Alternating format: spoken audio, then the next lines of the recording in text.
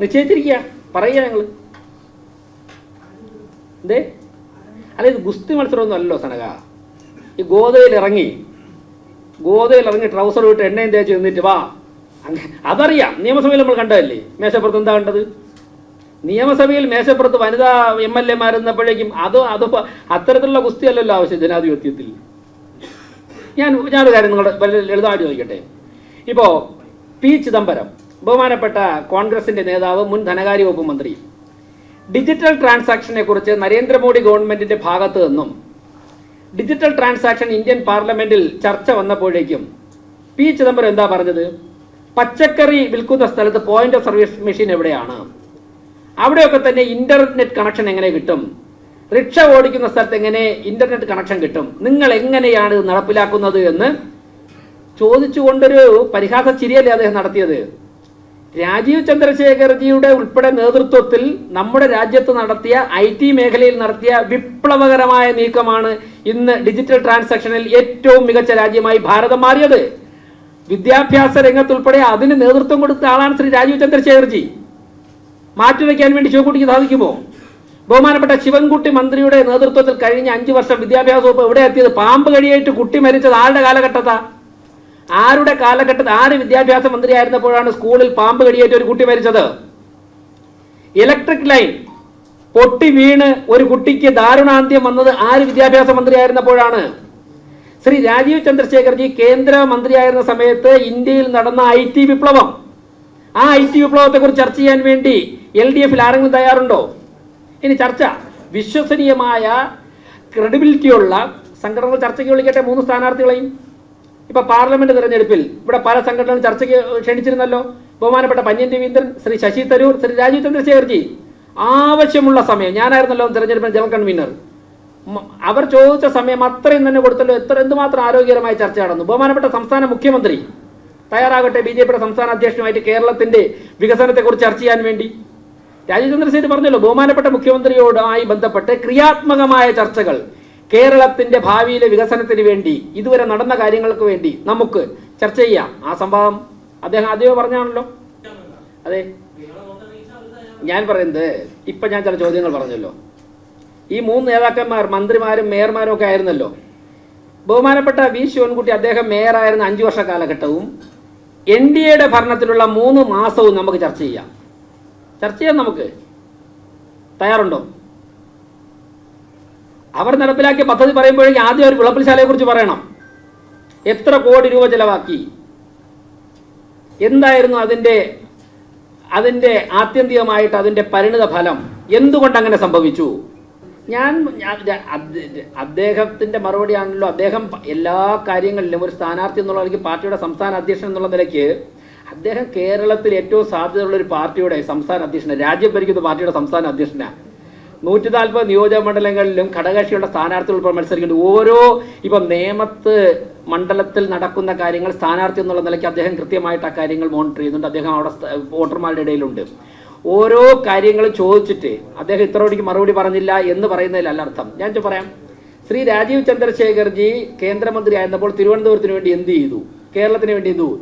അദ്ദേഹം രാജ്യത്തിന് വേണ്ടി ചെയ്ത കാര്യങ്ങളുടെ ഗുണഫലം തന്നെയാണ് തിരുവനന്തപുരവും അനുഭവിച്ചുകൊണ്ടിരിക്കുന്നത്.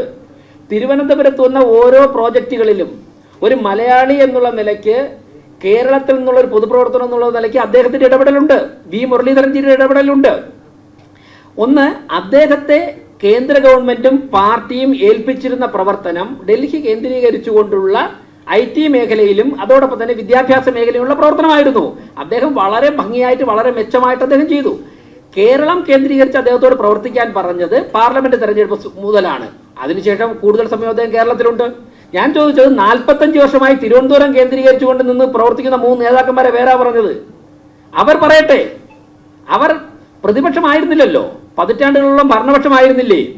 തിരുവനന്തപുരത്തിന്റെ അടിസ്ഥാന പ്രശ്നമായിട്ടുള്ള കുടിവെള്ള പ്രശ്നം പരിഹരിക്കുവാൻ ഈ 3 നേതാക്കന്മാരും 3 പേരും പല കാലഘട്ടങ്ങളിൽ MLA ആയിരുന്നു, 2 പേർ മേയറായിരുന്നു. എന്ത് ചെയ്തു അവർ? ഇവിടുത്തെ വെള്ളക്കെട്ട്, ഇവിടത്തെ മഴയത്തുണ്ടാകുന്ന വെള്ളപ്പൊക്കം പരിഹരിക്കാൻ ഇവർ 3 പേരും എന്ത് ചെയ്തു? ജനങ്ങളുടെ അടിസ്ഥാന പ്രശ്നങ്ങൾ പരിഹരിക്കാൻ ഇവർ കൊണ്ടുവന്ന, മുൻകൈ എടുത്തു കൊണ്ടുവന്ന ഒരു വ്യവസായ സംരംഭം പറയാമോ? പറയട്ടെ. തിരുവനന്തപുരത്ത് ഞാൻ ചോദിക്കട്ടെ, ഈ ചർച്ചയ്ക്ക് 3 സ്ഥാനാർത്ഥികളും ചർച്ചയ്ക്ക് ഉണ്ടാവണമല്ലോ. നിങ്ങൾ മാധ്യമങ്ങൾ എന്തേ 3 ഞാൻ പറയട്ടെ, മാധ്യമങ്ങൾ പാർലമെന്റ് തെരഞ്ഞെടുപ്പ്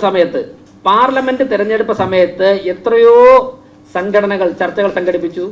ഞങ്ങളല്ലേ അവിടെ ആദ്യം എത്തിയത്. സംസ്ഥാന തലത്തിൽ മുഖ്യമന്ത്രി കേരളത്തിന്റെ വികസനത്തെക്കുറിച്ച് ചർച്ച ചെയ്യട്ടെ, ഇതുവരെ നടന്ന കാര്യങ്ങളെക്കുറിച്ച് ചർച്ച ചെയ്യട്ടെ.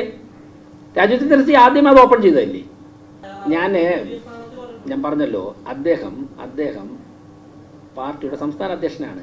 നിരവധി കേന്ദ്രമന്ത്രിമാർ വരുന്നുണ്ട്. ബഹുമാനപ്പെട്ട പ്രധാനമന്ത്രി കേരളത്തിൽ 1-ൽ കൂടുതൽ സ്ഥലങ്ങൾ വരുന്നുണ്ട്.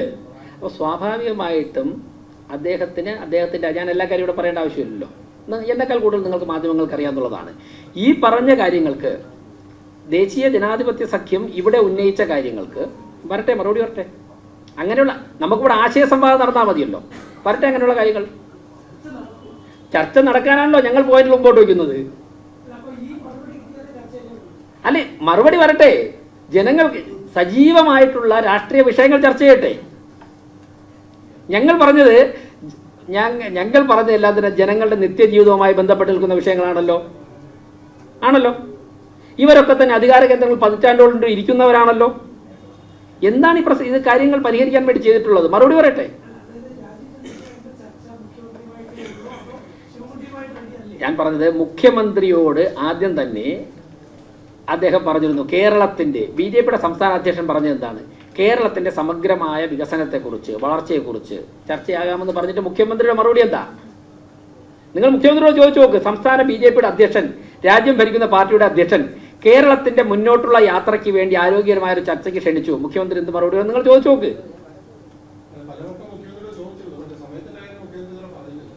വരട്ടെ, അദ്ദേഹത്തിന്റെ മറുപടി പറയട്ടെ.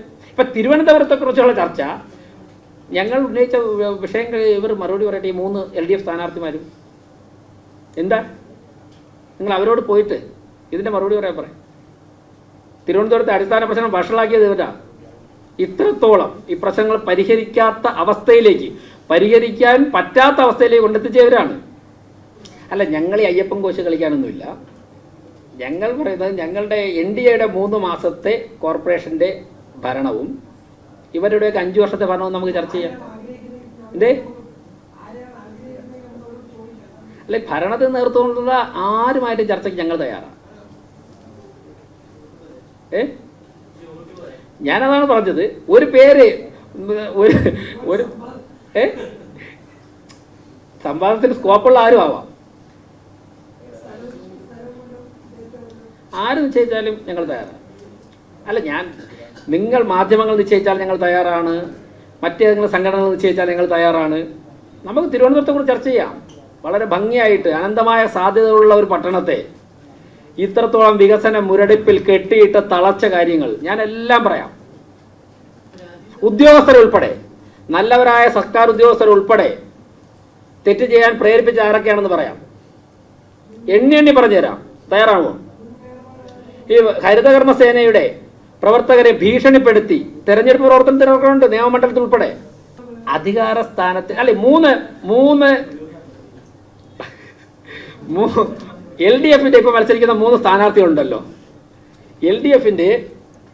LDFന്റെ ഇപ്പൊ മത്സരിക്കുന്ന 3 സ്ഥാനാർത്ഥികളുണ്ടല്ലോ. ആ 3 സ്ഥാനാർത്ഥികളും നിരവധി കാലം MLAമാരായും മന്ത്രിമാരായും മേയർമാരായി ഇരുന്നിട്ടുള്ളവരാണ്. അതിൽ ഒരാൾ മേയറായിട്ടില്ല, 2 പേരായിട്ടുണ്ട്. ഇവരിൽ ആരും ആദ്യം വരട്ടെ. അവർക്കാണല്ലോ പ്രാക്ടിക്കലി നന്നായിട്ട് അറിയാന്നുള്ളത്. അപ്പൊ ജനങ്ങൾക്ക് കേൾക്കാൻ താല്പര്യം ഉണ്ടാവും. ഞാൻ പറഞ്ഞത് ഇതിലൊരു ഉത്തരം വരട്ടെ. അദ്ദേഹം രാജീവേട്ടൻ പറയാനുള്ള കാര്യം നേരത്തെ തന്നെ പറഞ്ഞു, മുഖ്യമന്ത്രിയോട് പറഞ്ഞു. ഈ കാര്യത്തെക്കുറിച്ച് ചോദിച്ചപ്പോൾ അദ്ദേഹം പ്രധാനമന്ത്രിയുടെ പരിപാടി വരുന്നു എന്നുള്ളതിനെ കുറിച്ച് പറഞ്ഞു.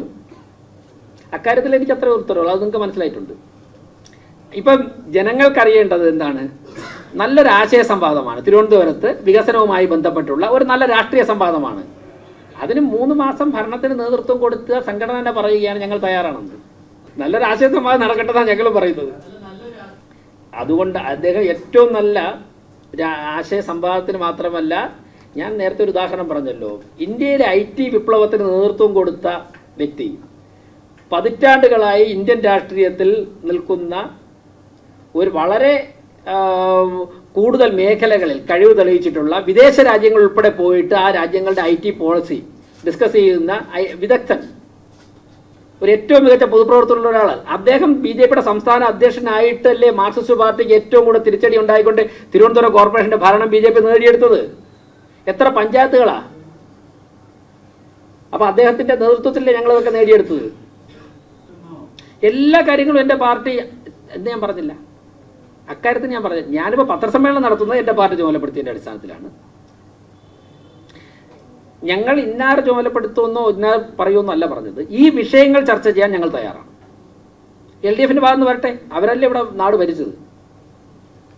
ഓരോ ദിവസവും അവർ നടത്തിയ കാര്യങ്ങൾ. ഇപ്പോൾ ഏറ്റവും കൂടുതൽ കുടിവെള്ള പ്രശ്നം ഉണ്ടാകുന്ന സ്ഥലം എവിടെയാണെന്ന് അറിയോ? കഴക്കൂട്ടമാണ്. നിങ്ങൾ അന്വേഷിച്ച് നോക്കിയോ? കഴക്കൂട്ടം നിയോജക മണ്ഡലത്തിലാണ് കുടിവെള്ള പ്രശ്നം ഏറ്റവും രൂക്ഷമായിട്ടുള്ളത്. കഴക്കൂട്ടം നിയോജക മണ്ഡലത്തിൽ കുളത്തൂർ ഉൾപ്പെടുന്ന പ്രദേശങ്ങളിലാണ് കുടിവെള്ള പ്രശ്നം ഏറ്റവും രൂക്ഷം. അവിടുത്തെ പതിറ്റാണ്ടുകളായ അവിടുത്തെ MLA ആരാ? ഈ കുടിവെള്ള പ്രശ്നം ഇപ്പോൾ ജനങ്ങൾക്ക് രൂക്ഷമായ പ്രതിസന്ധി ഉണ്ടാവാതെ പിടിച്ചിരിക്കുന്നത് എങ്ങനെയെന്നറിയോ? തിരുവനന്തപുരം കോർപ്പറേഷൻ മുൻപൊരിക്കലും ചെയ്തിട്ടില്ലാത്തതുപോലെ ഓരോ വാർഡുകൾക്കും ഓരോ ടാങ്കർ കുടിവെള്ളം സൗജന്യമായി എത്തിച്ചു കൊടുക്കുന്നതുകൊണ്ടാണ് ഒരു പരിധിവരെ പിടിച്ചു നിൽക്കാൻ സാധിക്കുന്നത്.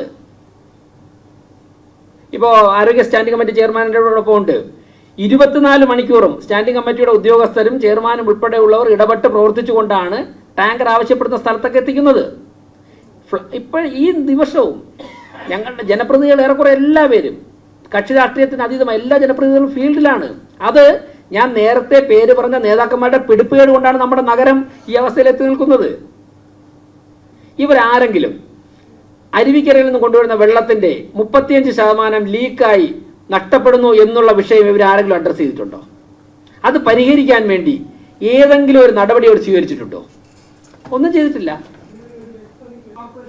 അല്ല, കോർപ്പറേഷന്റെ ഭരണ നേതൃത്വം തിരുവനന്തപുരത്തെ പ്രശ്നങ്ങൾ ജനങ്ങളുടെ മുമ്പിൽ വയ്ക്കാൻ ആഗ്രഹിക്കുന്നു. അത് ഞങ്ങളുടെ തീരുമാനത്തിന്റെ അടിസ്ഥാനത്തിലാണ് വിഷയം. അല്ല, മറ്റുള്ള സംവാദങ്ങളോ ചർച്ചകളോ ഒരു ചർച്ചയാവോളൊന്നുമില്ലല്ലോ.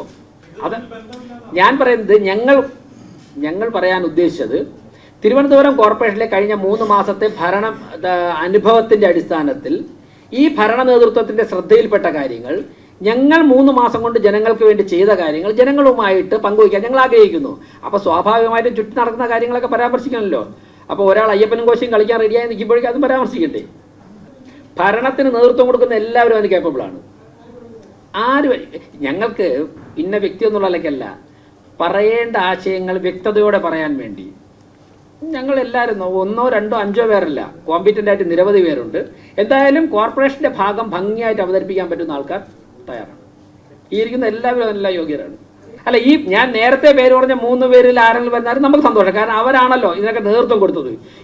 ഈ കുടിവെള്ളം മുട്ടിച്ചതും ഈ തെരുവുനായികളുടെ എണ്ണം പെരുക്കിയതും ഈ വേസ്റ്റ് മാനേജ്മെന്റിനെ അവതാളത്തിലാക്കിയതൊക്കെ അവരാണല്ലോ എന്ന് പറയേണ്ടത്. ഞങ്ങൾ പാർട്ടി എന്നുള്ള നിലയ്ക്കാണ് ഉദ്ദേശിക്കുന്നത്. വെറുതെ എന്തിനാണ് അതാണ് ആ പാർട്ടി ഞങ്ങളുടെ ആഗ്രഹം. ഈ ഭരണത്തിന് നേതൃത്വം കൊടുത്തവർ തന്നെ വന്ന് പറയുമ്പോൾ കുറെ കൂടി വ്യക്തത ഉണ്ടാവും. ഇനി അല്ല, ആ പാർട്ടി തീരുമാനിച്ച് മറ്റാരെങ്കിലും അയക്കണമെങ്കിൽ വി ആർ റെഡി. ഞാൻ പറഞ്ഞത് അത് ആ പാർട്ടി തീരുമാനിച്ചു. ഞങ്ങൾക്ക് ആഗ്രഹിക്കുന്നത് ഇപ്പോൾ കോർപ്പറേഷൻ ആഗ്രഹിക്കുന്നത്, ഇപ്പോൾ മത്സരിക്കുന്ന സ്ഥാനാർത്ഥികളും മുൻ MLA-മാരും മന്ത്രിമാരും മേയർമാരും ഒക്കെ ആയിരുന്ന ആൾക്കാരാണ്. ഇപ്പോൾ മത്സരിക്കുന്ന 3 സ്ഥാനാർത്ഥികളാകുമ്പോൾ അതിന് കുറച്ചുകൂടെ റെലവൻസ് ഉണ്ടാകും. അല്ല, ഈ വിളപ്പിൽശാല ചർച്ച ഏറ്റവും ആധികാരികമായിട്ട് പറയാൻ സാധിക്കുന്നത് നേമത്തെ LDF കാൻഡിഡേറ്റിനാണ്. വിളപ്പിൽശാലയ്ക്കല്ല നമുക്ക് തുടങ്ങേണ്ട. അതുപോലെ തന്നെ ഈ നായ്ക്കളെ വന്ധീകരിക്കണമെന്ന് തുടങ്ങണമല്ലോ. അതൊക്കെ 10 വർഷം മുമ്പ് തുടങ്ങിയല്ലേ. 1500 വന്ധീകരിച്ച് 8000 ആക്കിയത് ചർച്ചയുണ്ട്. നമുക്ക് വേണ്ടേ? എങ്കിലേ ചർച്ചയ്ക്കൊരു ബലം ഉണ്ടാവുള്ളൂ, കിട്ടുള്ളൂ. ഞങ്ങളെക്കുറിച്ച് നല്ല ബോധ്യമുണ്ട്. BJPക്ക് എത്ര വാർഡുകൾ ജയിക്കാൻ സാധിക്കും, എത്ര സ്റ്റാൻഡിംഗ് കമ്മിറ്റി കിട്ടുമെന്നൊക്കെയുള്ള ഞങ്ങൾക്ക് നല്ല ഉത്തമ ബോധ്യമുണ്ട്. അപ്പോൾ ഞങ്ങൾക്ക് നല്ല ഭൂരിപക്ഷത്തിൽ ജയിക്കാൻ സാധിക്കുന്ന സ്റ്റാൻഡിംഗ് കമ്മിറ്റികളിലേക്ക് ഞങ്ങൾ ജയിച്ചു. ഞങ്ങൾക്ക് മത്സരിച്ച് ജയിക്കാൻ പറ്റും. ഞങ്ങൾ മത്സരിച്ചല്ലോ, അപ്പീൽ സ്റ്റാൻഡിംഗ് കമ്മിറ്റിയിൽ മത്സരിച്ചല്ലോ. ഞങ്ങൾക്ക് ജയിക്കാനുള്ള വോട്ടില്ല, അതുകൊണ്ട് ആ സീറ്റ് ഞങ്ങൾക്ക് കിട്ടിയില്ല. ഞങ്ങൾ മത്സരിച്ചല്ലോ, ഞങ്ങൾ RCP-നായിരുന്നല്ലോ കാൻഡിഡേറ്റ്. കോൺഗ്രസ് മത്സരിച്ചല്ലോ പലതിലും. ഞങ്ങൾക്കത് ജയിക്കാനുള്ള വോട്ടില്ല, അതുകൊണ്ട് ബാക്കിയെല്ലാം സ്റ്റാൻഡിംഗ് കമ്മിറ്റി ഞങ്ങൾക്ക് കിട്ടി. ഒരു സ്റ്റാൻഡിംഗ് കമ്മിറ്റി നേരത്തെ ഇപ്പോൾ ശ്രീ പ്രശാന്ത് മേയറായിരുന്ന സമയത്ത് ഒരു സ്റ്റാൻഡിംഗ് കമ്മിറ്റി BJP ആയിരുന്നല്ലോ, സിമി ജ്യോതിഷ് ആയിരുന്നല്ലോ അപ്പീൽ സ്റ്റാൻഡിംഗ് കമ്മിറ്റി ചെയർപേഴ്സൺ. അന്ന് അവർക്ക് എല്ലാ സ്റ്റാൻഡിംഗ് കമ്മിറ്റി കൂട്ടാനുള്ള വോട്ട് LDF-നില്ലായിരുന്നു. അതുകൊണ്ട് ഒരു സ്റ്റാൻഡിംഗ് കമ്മിറ്റി ഞങ്ങൾക്ക് കിട്ടി. അതല്ല പറയേണ്ടത്. മറ്റേ KM മാണിയുടെ ബഡ്ജറ്റ് സമയത്ത് മുണ്ട് ഉയർത്തിക്കൊണ്ട് വനിതാ കൗൺസിലർമാരുടെ മുമ്പേ മേശപ്പുറത്തൂടെ നടന്നില്ലേ, അതാണ് പറയേണ്ടത്. നമുക്കത് ചർച്ച തുടങ്ങാം. ബാക്കിയെല്ലാം കഴിഞ്ഞ ആഴ്ചയില്ലേ. അതൊരു കാര്യം ചെയ്യും, അതിൻ്റെ പഴയ വിഷ്വൽസൊക്കെ അങ്ങ് എടുക്കാം, എന്നിട്ട് നമുക്ക് ഓരോ പോസ്റ്റും ചർച്ച ചെയ്യാം. അവിടെ നിന്ന് തുടങ്ങണം. ഈ കോർപ്പറേഷൻ തകരാൻ തുടങ്ങി അവിടെ നിന്നൊക്കെയല്ലേ. അന്ന് ഭരണം നടത്തുന്നതിനേക്കാൾ കൂടുതൽ ശ്രദ്ധ ഭൂരിപക്ഷം ഒപ്പിക്കാനായിരുന്നു, തട്ടിക്കൊണ്ടുപോകലും ജനാധിപത്യത്തെ അട്ടിമറിച്ചുകൊണ്ടല്ലേ തുടർന്നത്. ഞാൻ അങ്ങനെയൊന്നും പറഞ്ഞില്ലല്ലോ. ഇതൊക്കെ പറയുന്നത് നിങ്ങളല്ല. ഞാൻ പറഞ്ഞത് എന്താണ്, 3 സ്ഥാനാർത്ഥികൾ മത്സരിക്കുന്നവർ അധികാര സ്ഥാനത്ത് നിരവധി വർഷങ്ങൾ കൊണ്ടിരിക്കുന്നവരാണ്. അപ്പോൾ ഏറ്റവും റെലവൻ്റ് ആയിട്ട് കറണ്ട് പൊളിറ്റിക്സ് ഓരോ ദിവസവും അവരാണ് കൈകാര്യം ചെയ്തുകൊണ്ടിരിക്കുന്നത്. ആ ചർച്ചയാകുമ്പോൾ രാഷ്ട്രീയ അന്തരീക്ഷം വളരെ സജീവമാവും.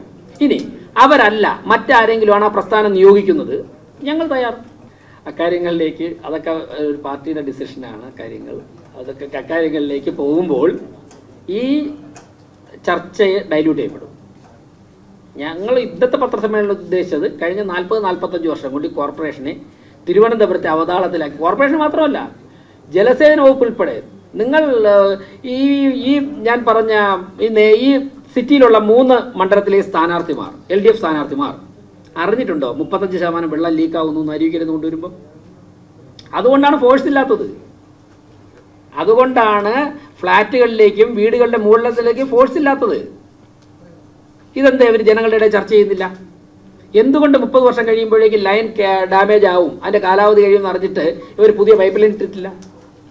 എന്തുകൊണ്ട് കടകംപള്ളി സുരേന്ദ്രൻ MLA ആയിട്ടുള്ള കഴക്കൂട്ടം നിയോജക മണ്ഡലത്തിൽ ഇത്രത്തോളം കുടിവെള്ള പ്രശ്നം ഉണ്ടായിട്ട് അദ്ദേഹം അഡ്രസ്സ് ചെയ്യുന്നില്ല? അദ്ദേഹം കൗൺസിലർമാരുടെ മീറ്റിംഗ് നടത്തിയിട്ട് കോർപ്പറേഷന്റെ ടാങ്കറിൽ വെള്ളം കൊടുക്കണമെന്നാണ് പറയുന്നത്. അത് ഞങ്ങൾ ചെയ്തോളാം.